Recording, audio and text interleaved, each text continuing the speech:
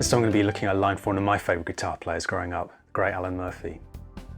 This comes from his solo on the live version of the GoS classic SOS. So let me play it a couple of times, then we'll pull it apart.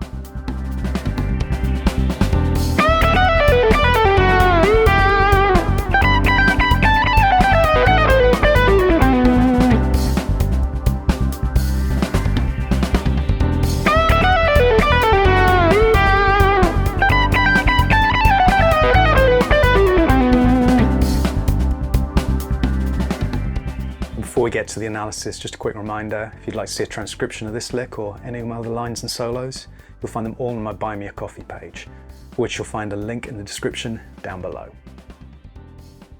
So as I mentioned, this line comes from the guitarist Alan Murphy, who's a big influence on me growing up. He was a brilliant session guitar player in the UK, primarily in the 1980s. Best known for his work with GoS, obviously, in Level 42, also Kate Bush, Mike and the Mechanics, Nick Haywood, many others. And he had a particularly distinctive sort of sound and approach, kind of Holdsworth inspired, particularly in his use of the whammy bar. This line that I'm playing, this comes from the track SOS, which the recorded version, the album version of this, is one of his most famous solos. But this is the live version taken from their sort of live, I guess, it was a live video at the time. You can find it on YouTube as well, from 1987 at Hammersmith Odeon. It's a great concert. Alan Murphy's in fine form throughout. And this is part of the solo. And the sequence he's playing over on this is, basically it's going from C to D, chord-wise. Or in fact, C to D2.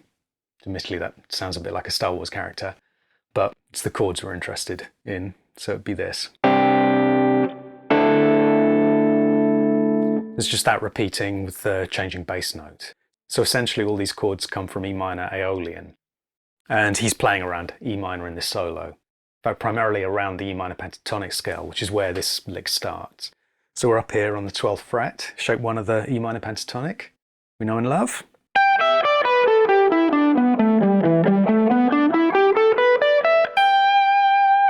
But he's adding an F sharp to this, which is the 9th.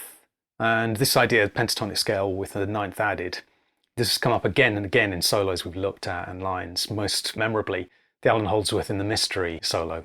It's a really nice idea, and it's certainly something that Alan Murphy uses a lot.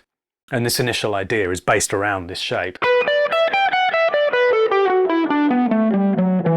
And he starts up here on the B string, bending up to the note E.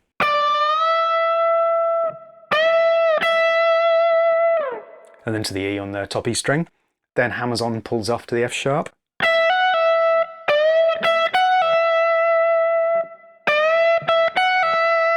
And goes into a nice pentatonic idea of descending groups of 4.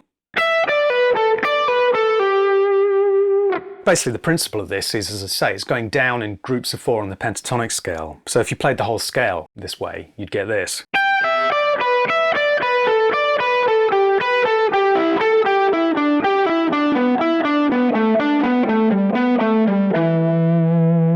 So we do that a little bit faster.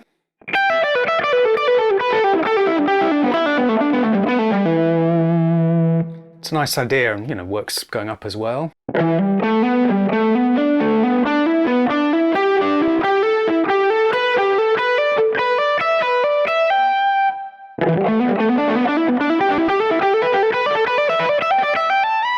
It's a nice idea. He doesn't do a whole lot of it. He just comes down a couple of sections of this. And then slides down to the F sharp. So sliding down to the 9th there. Then he hammers on up to the A and pulls off to the G. But he also uses the tremolo arm as a swoop up to the A, so you get this. So again, just sort of depressing the arm slightly as he hammers on to the A, so you get this. Then also uses the whammy bar for a bit of vibrato. So this whole first section would be this. And I forgot to mention, but he starts on beat 2 as well. So you'd get 3, 4, 1, and...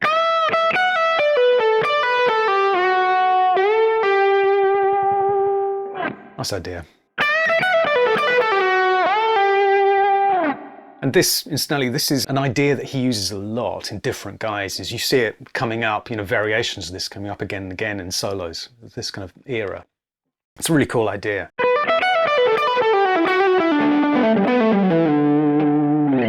And he follows this with this idea.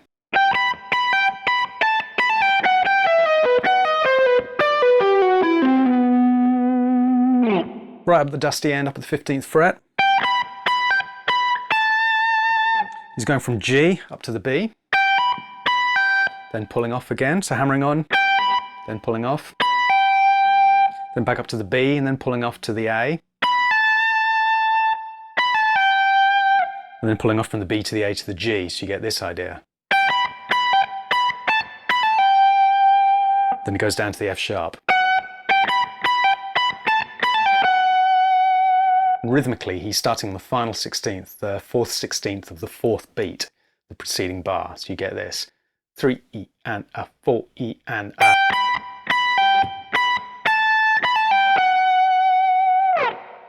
Yeah, this is all straight from E minor pentatonic with the 9th added, or you could see it as E Aeolian.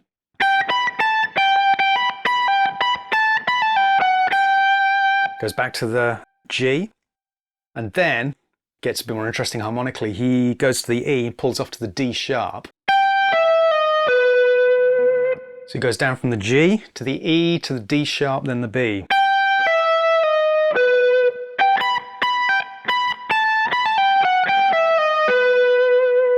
And this basically spells out an E minor major 7 arpeggio. So it'd be the minor 3rd, the root, the major 7th, and the 5th. So a nice little outside kind of idea on this.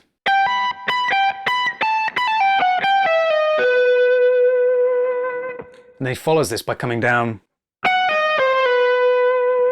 So kind of repeating the idea almost, but this time going from F sharp down to the D sharp. And then the C to the B. So this, you could see it as E minor major 9. It also suggests, you could say it suggests B7 flat 9. Also, it suggests E harmonic minor.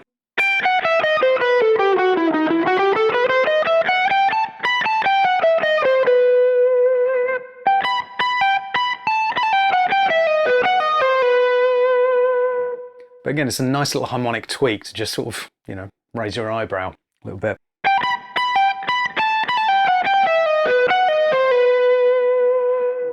And then follows this idea by going up to the D, pulling off to the B, then going down to G and F sharp, which is outlining a G major 7 arpeggio. Then going down to the E, then to the C, and sliding down to the B.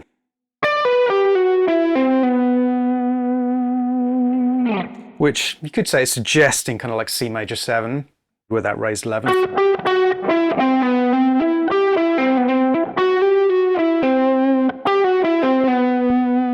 But ending on the 5th, so ending on a chord tone for the E minor. And we'll talk a bit more about the pattern behind this in a second, but just to mention rhythmically as well.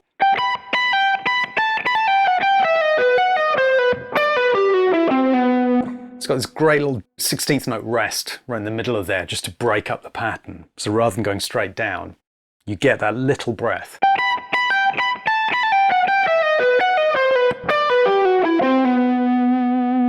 So the pattern, which is the basis of what he's doing here, he's playing around, it's E minor Aeolian, but we could also see it in the G major shape, the relative major shape of this, which is this. She's kind of playing around.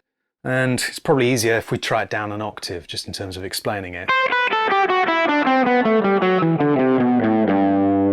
So that's G major or E Aeolian shape, I guess 3 you'd call it. It's 3-note string shape. But the pattern that he's doing in this is he's going down in thirds. So he's going, starting on the top note in the shape, then down a second.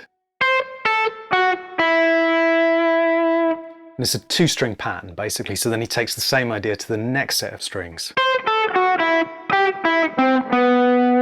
And the next set of strings. You can carry this on down the whole shape. I mean, he's only doing a little bit of this, but this is the pattern that it's based around.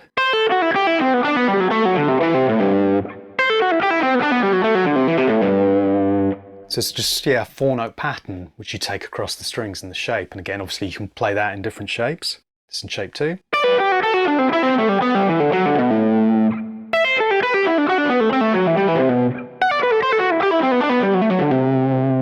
It's a nice idea.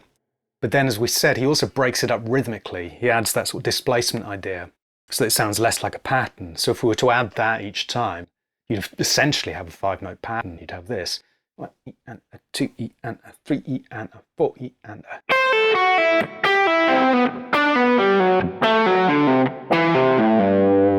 Try a bit faster. 3, 4. Or you could do it every second time. 3, 4. But it just breaks it up nicely so it sounds less like a pattern. And again, we could take the same idea going up. So you'd be going up in thirds, and then a second. And doing the same in each set of strings. You'd have this.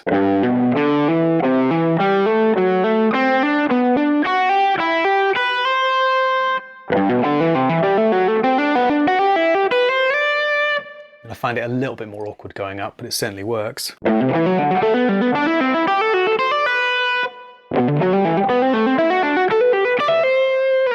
As I say, this is the idea behind it. I mean, he's right up here. And what makes it interesting also is that he combines, this sort of minor major 7, harmonic minor kind of idea in there to make the harmony a bit more interesting. So again, he's breaking it up harmonically, but also breaking it up rhythmically.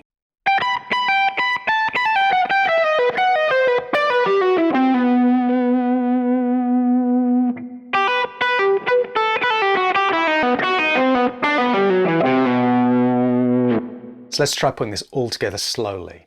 3 and 4 and 1 and.